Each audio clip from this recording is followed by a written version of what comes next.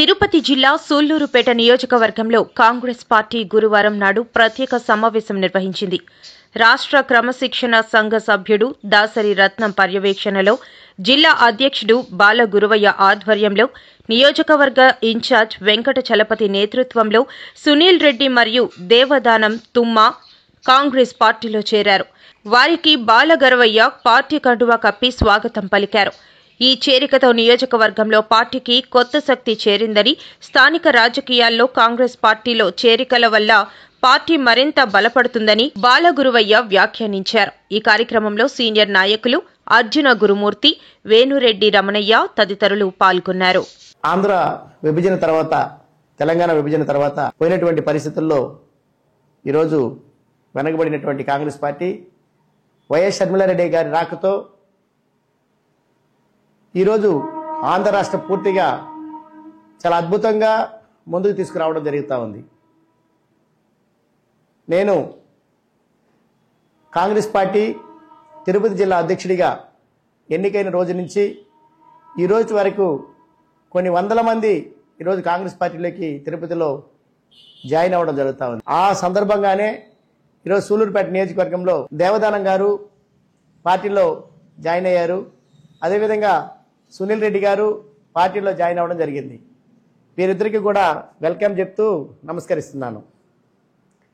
నిజంగానే party cadre సమన్వయకర్తలతో అనుకూలంగా వ్యవహరిస్తూ ఏ సమస్య వచ్చినా కూడా పార్టీని బలోపేతం చేస్తూ అందరూ ఒకరికొకరికి ఐకమత్యంగా అన్యోన్యంగా ముందుకు పోతూ పార్టీని ముందుకు తీసుకొస్తారని నేను మనస్ఫూర్తిగా నమ్ముతున్నాను. అది కూడా వెంకటాచలపతి గారి యొక్క ఆధ్వర్యంలో ఈ సూళ్లూరుపేట నియోజకవర్గంలో ఉన్నటువంటి అన్ని మండలాల్లో కూడా చాలా స్పీడ్గా అతి త్వరగానే కమిటీలు వేయబడతాయి. అది మండల కమిటీలు కానీ, అదేవిధంగా నియోజకవర్గ కమిటీలు కానీ, అదేవిధంగా ఉన్నటువంటి పంచాయతీ కమిటీలు, బూత్ కమిటీలు, వార్డు కమిటీలు అన్నీ కూడా వేయడం జరుగుతుంది.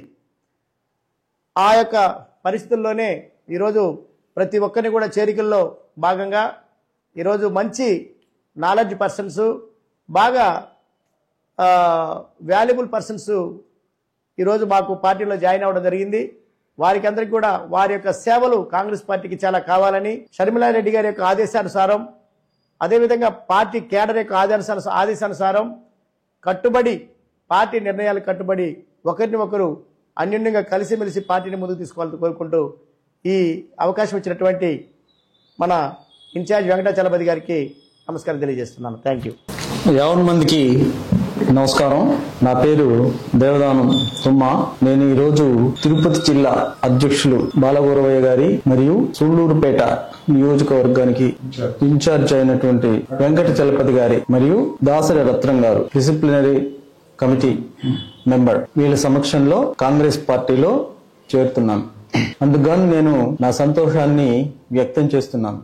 ఎందుకనంటే భారతదేశానికి స్వతంత్రం వచ్చినప్పుడు అప్పటి నుంచి రాజకీయాన్ని దేశానికి, దేశ ప్రజలకి పరిచయం చేస్తూ సంక్షేమాన్ని, అభివృద్ధిని, పెద్ద పెద్ద డ్యామ్స్ ని, పెద్ద పెద్ద ప్రాజెక్ట్స్ ని ప్రజలకు పరిచయం చేస్తూ ప్రజల యొక్క సమానత్వం కోసం భూమిని సీలింగ్ పద్ధతిలో పంచిపెడుతూ అన్ని వనరులను భారతీయులందరికీ సంక్రమించాలనే ఉద్దేశంతో కాంగ్రెస్ పార్టీ నాడు జవహర్లాల్ నెహ్రూ ఆధ్వర్యంలో, ఆ తర్వాత ఇందిరాగాంధీ గారి ఆధ్వర్యంలో దాదాపు 35 ఏళ్లు భారతదేశాన్ని నిరవధికంగా పరిపాలించగలిగిన సమర్థత కాంగ్రెస్ పార్టీకి ఉన్నదని చెప్పడానికి నేను సంతోషపడుతున్నాను. అన్ని సంవత్సరాలు, ఉదాహరణకు బీజేపీ పార్టీ ఒక 10-15 సంవత్సరాలకి తమ అసమర్థతని తెలియజేసుకునే నేపథ్యంలో ఈరోజు కాంగ్రెస్ పార్టీ ఉధృతికి, కాంగ్రెస్ పార్టీ అభివృద్ధికి భయపడి సాక్షాత్తు జవహర్లాల్ నెహ్రూ గారి మనవడైనటువంటి రాహుల్ గాంధీ ప్రతిపక్ష నాయకుడని కూడా చూడకుండా అతని మీద దాడి చేయడం, చేసుకోవడం అంటే బీజేపీ పార్టీ యొక్క అసమర్థతని తమకు తెలియకుండానే తాము వ్యక్తం చేస్తూ కాంగ్రెస్ పార్టీ యొక్క అభివృద్ధిని ప్రజలకు తెలియజేస్తున్నారని చెప్పడానికి నేను ధైర్యం చేస్తున్నా. మరియు కాంగ్రెస్ పార్టీ భారతదేశాన్ని పరిపాలించే నేపథ్యంలో ఎక్కడ కూడా మత కలహాలు జరగలేదు, ఎక్కడ కూడా అనవసరమైన విధానాలతో కూడిన దాడులు జరగలేదు.